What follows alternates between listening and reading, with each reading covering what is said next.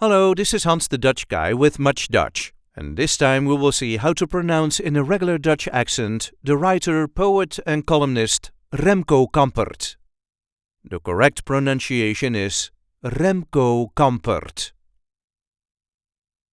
Remco Campert.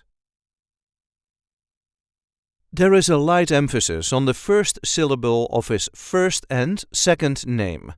Remco Campert.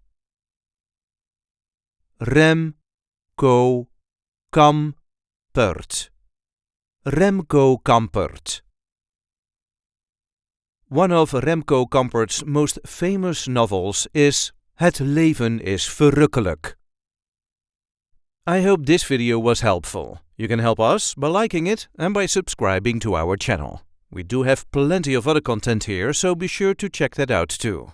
And if there are any words you need help pronouncing in Dutch, just let us know in the comments, and we will get that word on MuchDutch as soon as possible. Tot ziens!